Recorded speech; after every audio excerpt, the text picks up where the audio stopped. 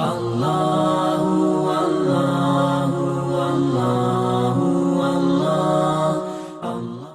اللہ الرحمن الرحیم۔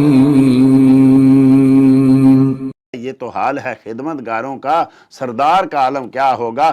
کروڑوں سال عمر مل جائے، کروڑوں سال، اربوں سال عمر آدمی کو مل جائے، ہر سانس اس کا اللہ جل مجد الکریم کے ذکر کے ساتھ نکلے، اور زمین و آسمان کے چپے چپے پہ وہ رب کی عبادت اور سجدے کرے، یہ سارے پہاڑ سونے کے، چاندی کے، ہیرے جواہرات کے بن جائیں، اور وہ سارے کے سارے رب کی بارگاہ میں صدقہ کر دے، کوئی ایک نہ اس کی آنکھ غلط اٹھے، نہ زبان غلط بولے، نہ کان غلط سنے، نہ دماغ غلط سوچے، نہ ہاتھ غلط کریں، نہ پاؤں غلط چلیں، ساری عمر نیکیوں میں ہی اگر گزرے اور کروڑوں سال کی عمر ہو تو وہاں نہیں پہنچ سکتا جہاں جس آدمی نے ایمان کی حالت میں مصطفیٰ کریم صلی اللہ علیہ وسلم کو چند منٹ کے لیے دیکھا اور وہ اسی ایمان پہ چلا گیا، وہ وہاں نہیں پہنچ سکتا، تو مصطفیٰ کریم صلی اللہ تعالی وسلم سے کیسے کو بڑھ سکتا ہے عمل میں؟ ان کا تو ایک سانس کائنات کے اعمال پہ بھاری ہے، ان کا ایک لفظ کائنات کے اعمال پہ بھاری ہے،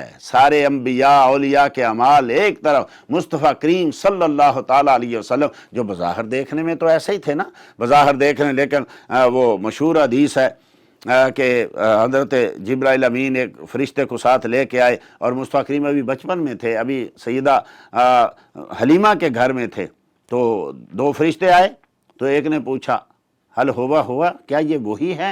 کہا ہاں وہی ہیں، تو انہوں نے ایک ترازو لگایا، ایک طرف ایک آدمی اٹھایا، ایک طرف مصطفیٰ کریم کہتے ہیں مجھے بٹھایا، تو اللہ تو میرا وزن زیادہ تھا، پھر دوسری طرف دو آدمی کیے، ایک طرف مجھے بٹھایا، میرا وزن زیادہ تھا، پھر دوسری طرف 10 آدمی کیے، پھر تو اللہ تو میرا وزن زیادہ، پھر دوسری طرف 100 آدمی کیے، ایک طرف مجھے بٹھایا تو اللہ تو میرا وزن زیادہ تھا، پھر فرشتہ آدمی بڑھانے لگا، تو دوسرا فرشتہ کہتا ہے کیا کرنے لگا؟ کہا ادھر آدمی بڑھانے لگا ہوں، کہا رہنے دے، اگر تو رب کی ساری کائنات بھی 14 طبق بھی تو دوسرے پلڑے میں رکھے گا تو اس کا وزن پھر بھی بھاری ہی رہے گا، حالانکہ دیکھنے میں تو ابھی وہ بچے تھے، ابھی حلیمہ رضی اللہ تعالیٰ کے گھر میں تھے، تو اس لیے مصطفیٰ کریم صلی اللہ تعالیٰ علیہ وسلم کی شان، ان کی عظمت، وہ کہاں کون اس کو پا سکتا ہے؟ ان کے تو نالین پاک کی وہ جو دھوڑ ہے جس جگہ پہ لگی وہ جگہ جنت بن گئی، وہ ان کی نالین جہاں لگی وہ جگہ جنت بن گئی، تو کہاں کون ان تک پہنچے گا؟ فرماتے محبوب ہم نے تیرا اجر جو ہے وہ بغیر حساب کے رکھا ہے، لوگوں کی تو تولیں تلیں گی، لوگوں کے تو اعمال تلیں گے، محبوب تیرے اعمال اس سے زیادہ ہیں، تیرا ثواب اس سے زیادہ ہے، تیرا اجر اس سے زیادہ ہے، تو جو اجر میں، کسی کے اجر میں مقابلہ ساری دنیا مل کے بھی نہ کر سکے، اس کی دوسری شانوں میں کوئی کیا مقابلہ کرے گا؟ وَإِنَّكَ لَعَلَىٰ خُلُقٍ عَظِيمٍ، اور محبوب بے شک تیری تو شان اتنی ہے کہ تیرا جو خلق ہے وہ ہم نے عظیم بنا دیا، سبحان اللہ۔ رب کریم نے محبوب کریم صلی اللہ تعالیٰ علیہ وسلم کی ہر خوبو، ہر شان، ہر چیز بڑی شان والی، خلق عظیم، یعنی تیرے خلق کو رب نے عظیم کہا، تیری خلق کو رب نے جمیل کہا، کوئی تجھ سا ہوا ہے یا ہوگا شاہ؟ سبحان اللہ۔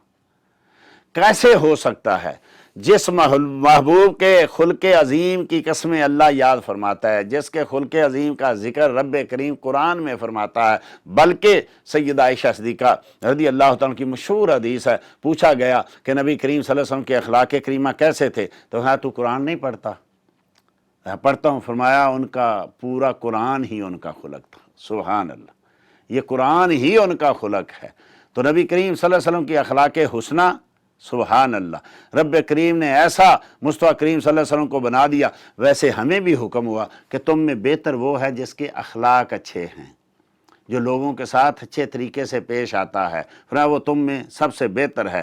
تو محبوب کریم صلی اللہ تعالی وسلم کے اخلاق، سبحان اللہ، آپ دیکھ لیجئے، آپ کافروں کو بھی دیکھ لیجئے، آپ جانوروں کو بھی دیکھ لیجئے، آپ چرند پرند کو بھی دیکھ لیجئے، آپ ان کے غلاموں کو بھی دیکھ لیجئے۔ آدمی کبھی دوستوں میں اچھا ہوتا ہے، رشتہ داروں میں اچھا نہیں ہوتا، کبھی رشتہ داروں کے ساتھ اچھا ہوتا ہے، دوستوں کے ساتھ اچھا نہیں ہوتا، کبھی دونوں کے ساتھ اچھا ہوتا ہے تو ہمسایوں کے ساتھ اچھا نہیں ہوتا، کبھی ساری دنیا دنیا کے ساتھ ہوتا ہے تو گھر والوں کے ساتھ اچھا نہیں ہوتا، بیویوں کو تکلیف شکایت ہوتی ہے، اولاد کو شکایت ہوتی ہے، کوئی بیویوں کے ساتھ اچھا ہوتا ہے تو ماں کو شکایت ہوتی ہے، باپ کو شکایت ہوتی ہے، کوئی ماں اور باپ کے ساتھ اچھا ہوتا ہے تو ان کی بیویوں کو شکایت ہوتی ہے۔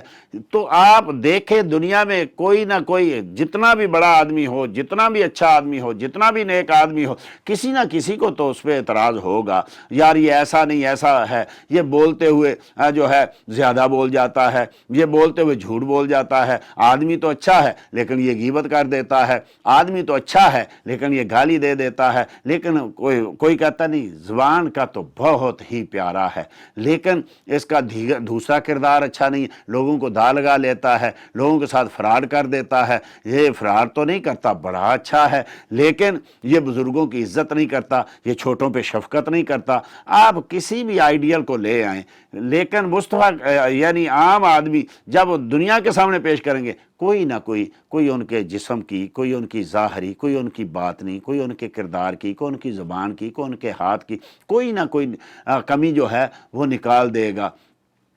بڑا اچھا آدمی ہے لیکن اس میں یہ کمی، بڑا اچھا آدمی لیکن اس میں یہ کمی ہے۔ لیکن قربان جاؤں، رب کریم نے مصطفیٰ کریم صلی اللہ علیہ وسلم کی ظاہری صورت بنائی، باطن بنایا، رب کریم نے ان کو اخلاق دیا۔ آپ یعنی کافر جو دن رات آپ کی مخالفت کرتے تھے وہ بھی آپ کے اخلاق حسنہ، بلکہ بعض اوقات لوگ جو تھے جب مصطفیٰ کریم صلی اللہ علیہ وسلم نے اعلان نبوت کیا تو لوگوں نے، کافروں نے مکے کے جو راستے تھے وہاں لوگوں کو کھڑا کر دیا۔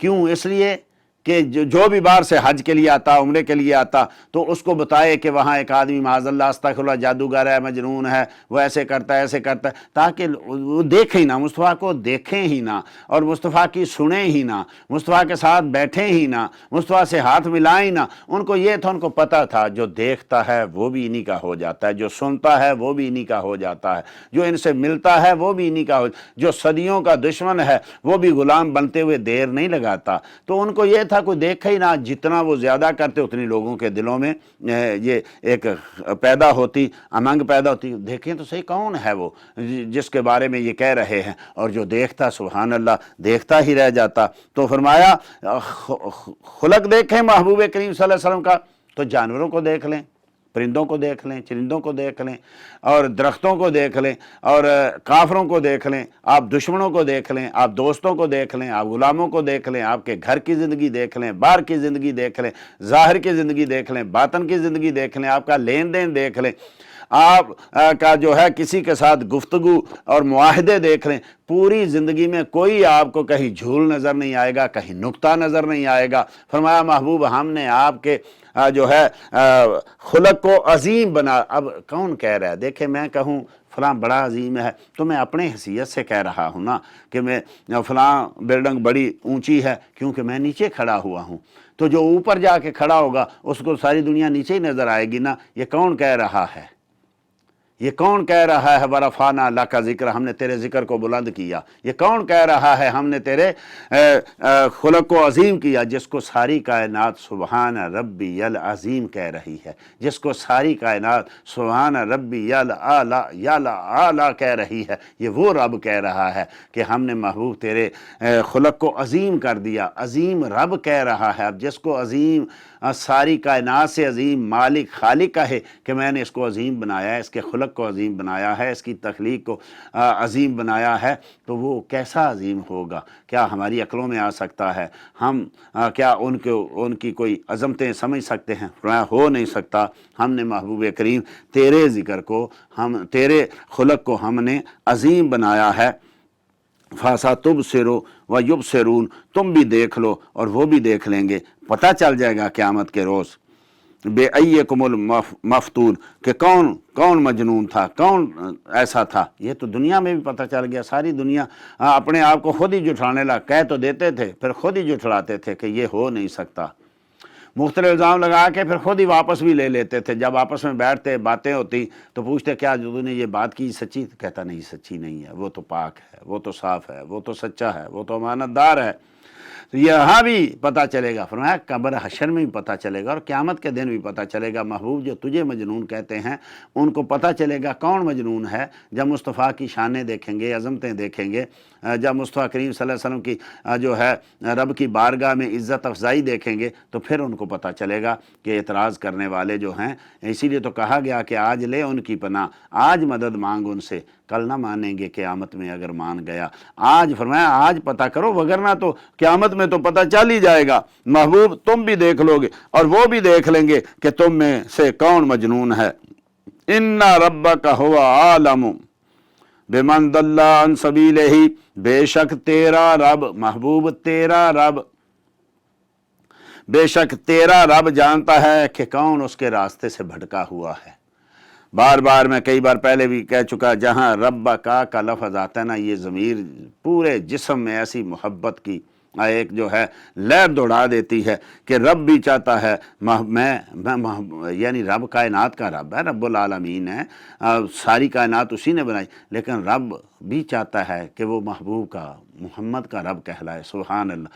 ان رب کا، محبوب تیرا رب جو ہے وہ جانتا ہے، سب سے زیادہ جانتا ہے، خوب جانتا ہے کہ کون اس کے راستے سے بھٹک گیا۔ وَهُوَ عَالَمُ بِالْمُهْتَدِينَ، اور وہی جانتا ہے اور خوب جانتا ہے کہ کون ہدایت یافتہ ہے، کون راہ راست پہ ہے۔ فَلَا تُطِعِ الْمُكَذِّبِينَ، محبوب ان جھٹلانے والوں کی بات نہ سننا، یہ جو تجھے جھٹلاتے ہیں ان پہ کان نہ دھرنا، یہ تو ایسے ہی بولتے رہتے ہیں، تیری عظمت جو ہے وہ میں چار دانگے عالم پھیلا دوں گا، تیری عظمت جو ہے وہ کائنات کے آخری کونے تک چلی جائے گی، زمین و آسمان، کوئی رب کی ایسی مخلوق کی ایسی جگہ نہیں ہے جہاں ان کا ذکر نہیں۔ تو جھٹلانے والوں سے پریشان ہونے کی کیا ضرورت ہے؟ آج بھی کتنے لوگ ہیں، کتنے ختم نبوت کا انکار کر رہے ہیں، کیا نبی کریم کی ختم نبوت میں فرق پڑ گیا؟ کتنا نبی کی علم کا یہ مصطفیٰ کی شانیں ہیں، کوئی علم کا انکار کر رہا ہے، کوئی آپ کی روحانیت کا انکار کر رہا ہے، کوئی آپ کی نورانیت کا انکار کر رہا ہے، کوئی آپ کی قدرت کا انکار کر رہا ہے، کوئی ختم نبوت کا انکار کر رہا ہے، کوئی جو ہے یعنی کائنات کے نبی ہونے کا انکار کر رہا ہے، کوئی رسول رحمت ہونے کا انکار کر رہا ہے، کوئی شافع ہونے کا انکار کر رہا ہے، تو کیا مصطفیٰ کریم کی شانیں کم ہو جاتی ہیں؟ فرمایا یہ جھٹلانے والوں کی بات مت سنو، ان پہ کان مت دھرو۔ آج اصل میں مسئلہ یہ ہے، ہمارے لوگ بھی جو ہیں جان بوجھ کے ایسی گستاخوں کی گفتگو سنیں گے، پھر پوچھیں گے اس نے یہ کہا یہ کہا۔ فرمایا ان کی باتوں پہ کان دھرنے کی ضرورت کیا ہے؟ کیسا عاشق آدمی ہے 2-2 گھنٹے گستاخوں کی تقریریں سن لیتا ہے؟ کیسا عاشق آدمی ہے 2-2 گھنٹے مصطفیٰ کریم کے گستاخوں کے ساتھ بیٹھ کے ان کی گفتگو سنتا ہے اور پھر علماء سے کہتا ہے جی انہوں نے یہ کہا یہ۔ ارے عاشق آدمی کیا بات سن سکتا ہے اپنے محبوب کے خلاف؟ کیا اس مجلس میں بیٹھ سکتا ہے جس مجلس میں نبی کریم صلی اللہ علیہ وسلم یا اس کے کسی محبوب کی بھی بے ادبی ہو رہی ہو، اس کی شانوں کا انکار ہو رہا ہو؟ تو اس کا مطلب ہے کہ ہم اپنے دعوے میں سچے نہیں ہیں۔ ورنہ پوچھئے سیدنا صدیق اکبر رضی اللہ تعالیٰ عنہ سے، سیدنا فاروق اعظم رضی اللہ تعالیٰ عنہ سے، علماء اکرام سے، اپنے اسلاف سے، کہ وہ یہ مسئلے سمجھانے نہیں بیٹھتے تھے۔ جس کے ہاتھ میں تلوار تھی تلوار پکڑتا تھا، جس کا خالی ہاتھ تھا۔ مشہور حدیث ہے نا کہ کسی نے نبی کریم صلی اللہ علیہ وسلم کو عرض کی یا رسول اللہ، ابو بکر نے اپنے باپ کے چہرے پہ تھپڑ مار دیا۔ اللہ اکبر، نبی کریم نے فرمایا ابو بکر وہ تیرا باپ ہے۔ عرض کی یا رسول اللہ میرا ہاتھ خالی تھا، تلوار نہیں تھی، ورنہ میں سر تن سے جدا کر دیتا۔ وہ آپ کے خلاف بولا تھا۔ اللہ اکبر۔ اور وہ صحابی جو اپنے باپ کا سر کاٹ کے مصطفیٰ کریم صلی اللہ علیہ وسلم کی بارگاہ میں لے آئے، مصطفیٰ کریم نے پوچھا کون؟ یا رسول اللہ آپ کا دشمن ہے کون؟ یا رسول اللہ رشتے میں تو میرا باپ لگتا ہے۔ تو ہے ان جھوٹوں کی، جھٹلانے والوں کی باتوں پہ تم جو ہے وہ کان ہی کیوں دھرتے ہو؟ ان کی جو ہے باتوں کو سنتے ہی کیوں ہو؟ کتنے جتنی کوئی زیادہ گستاخی کرتا ہے اتنے لوگ زیادہ اس کو سننے والے ہوتے ہیں، زیادہ شیئر کرنے والے ہوتے ہیں، اپنی طرف سے وہ کہہ رہے ہیں، اس کی مذمت بیان کر رہے ہیں۔ لیکن یہ کوئی نیکی نہیں ہے کہ کسی گستاخ کی جو ہے وہ تقریریں آگے بھیجی جائیں، اس کو شیئر کیا جائے اور لوگوں تک پہنچایا جائے۔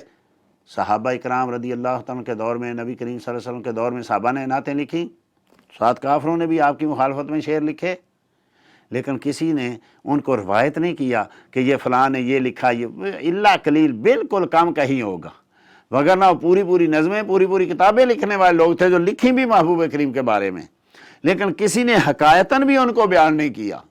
کہ اس نے یہ گستاخی کی، یہ گستاخی کی، یہ نہ، مومن کو یہ حق ہی نہیں پہنچتا کہ وہ گستاخانہ چیزیں آگے پہنچائے، وہ گستاخانہ شعر آگے پہنچائے، وہ گستاخانہ تقریریں آگے پہنچائے۔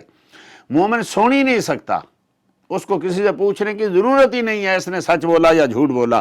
فرمایا ان جھٹلانے والوں کی باتوں کو نہ سننا۔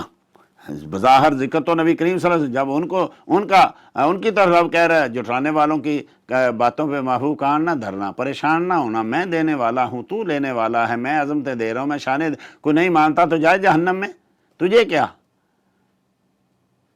جب اللہ جل مجد الکریم فرماتا ہے کہ اللہ ہی تیرا گواہ کافی ہے، تجھے کسی اور کوئی گواہی کی ضرورت نہیں ہے، دیں تو ٹھیک ہے، ان کا بھلا ہے، لیکن اگر نہ دیں تو فرمایا اللہ ہی تیرا گواہ کافی ہے، تجھے کسی اور کی گواہی کی کیا ضرورت ہے؟